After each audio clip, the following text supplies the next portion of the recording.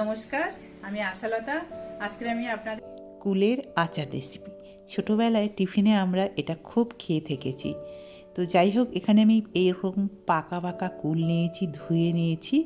এবারে এর যে বোঁটাগুলো হয় এটা আমি কেটে ফেলে দিচ্ছি, একটু বেশি করে কেটে দিচ্ছি। তাতে কি হবে, এর মধ্যে সব মশলাটা খুব ভালো মতন ঢুকে যাবে, আর কুলটাও আমরা দেখে নিতে পারবো এর মধ্যে কোনো পোকা টোকা আছে কি না। তো আপনারা পারলে এমনিতে কুলটার এরকম বোঁটাটাও ছাড়িয়ে নিতে পারেন। তো যাই হোক, আমি এটা এরকমভাবে কেটে নিচ্ছি।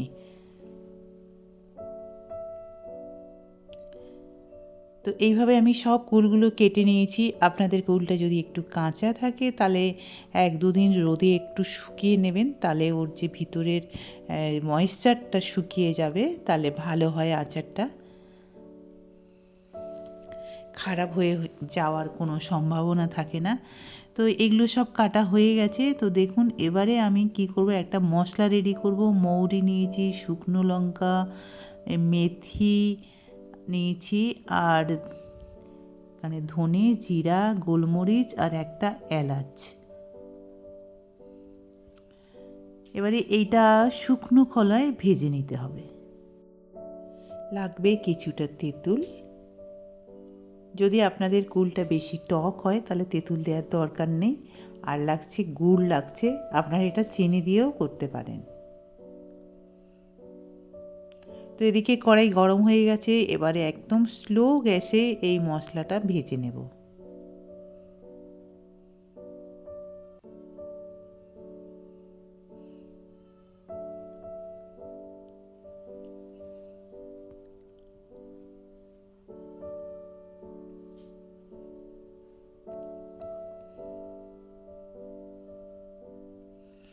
তো এটা ভাজা হয়ে গেছে, এবার এটা নামিয়ে নেব। খুব বেশি ভাজার দরকার নেই, পুড়ে না যায় যাতে, সেদিকে আমাদের দেখতে হবে। এবারে এটা ঠান্ডা করে নেব। আর তার এদিকে করে নিতে হবে, কড়াইয়ে তেল দিয়ে দিচ্ছি, সর্ষের তেল, আর 5 ফোড়ন দিয়ে দিচ্ছি। দিয়ে এবারে কুলটা এর মধ্যে দিয়ে দেবো।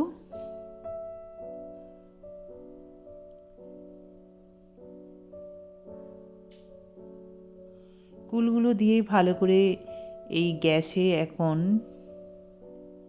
হালকা করে ভেজে নেব। যতক্ষণ না কুল থেকে ঠিক মতন জল বেরোচ্ছে ততক্ষণ এটা এখানে রান্না করতে হবে। ঢাকা দিয়ে দিয়ে রান্না করেছি। তো দেখুন, এবারে কুলটা নরম হয়ে গেছে, অনেকটা জল বেরিয়ে গেছে। এই সময় দিয়ে দেবো আমি জল। জল দিয়ে কুলটা সিদ্ধ করে নিতে হবে। কিছুটা নেড়ে চেড়ে নিই, তারপরে জল দেব। আপনারা দেখে বুঝতে পারছেন এর থেকে জল বেরিয়ে গেছে। আর এবারে দিয়ে দিচ্ছি হলুদ। হলুদটা দিলে খুব সুন্দর রং হবে।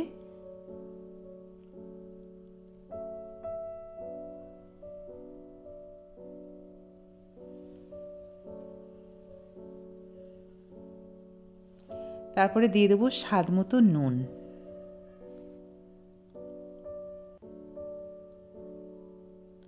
নুন দিয়ে আবার ভালো করে মিশিয়ে নেব।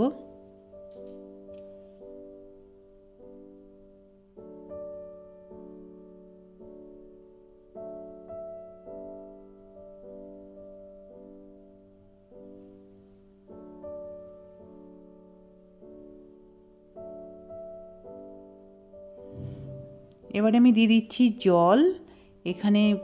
আমি এখানে 2 বাটির মতন জল দিয়ে দিচ্ছি। দিয়ে এই কুলটা ভালো করে সিদ্ধ করে নেব। 5 মিনিটের মতন এটা ভালো করে ফুটিয়ে নিলে হয়ে যাবে, কেননা আমার কুলের মুখগুলো কাটা আছে, সেই জন্যে খুব তাড়াতাড়ি সিদ্ধ হয়ে যাবে। এই সময় দিয়ে দেব গুড়। আপনারা পারলে চিনিও ব্যবহার করতে পারেন।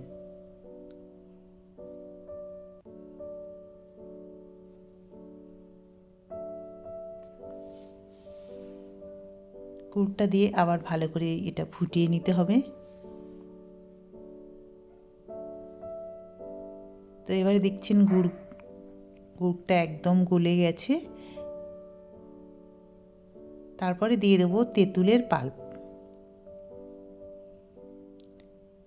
তেঁতুলের পাল্পটা আমি বের করে যেটা থাকে খোসা ছিল সেটা আমি ভালো করে পেস্ট করে নিয়েছি। পেস্ট করে সেই জন্য এটা একটু মোটা হয়েছে। তারপরে দিয়ে দেব বিট লবণ। এই কুলের আচারে বিট লবণটা দিলে খেতে খুব ভালো লাগে। তেঁতুল দিলে কি হয়, কুলের আচারটা অনেক দিন ভালো থাকবে। 1 বছর এটা খুব ভালো মতন রেখে দেওয়া যাবে।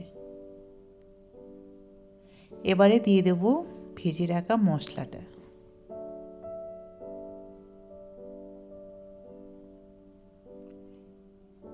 দিয়ে আবার 4-5 মিনিট এটা ফুটিয়ে নেব আচারের সাথে। আর আচারের যাতে ময়েশ্চারটা পুরো শুকিয়ে যায়, জলীয় ভাবটা একদম শুকিয়ে দিতে হবে, তাহলে কুলের আচারটা অনেক দিন ভালো থাকবে। আর যদি একটু জলের ভাগ থাকে এর মধ্যে, তাহলে কিন্তু আচারটা তাড়াতাড়ি খারাপ হয়ে যাওয়ার ভয় থাকে। তো যাই হোক, দেখছেন একদম শুকিয়ে গেছে আর দুর্দান্ত একটা গন্ধ আসছে।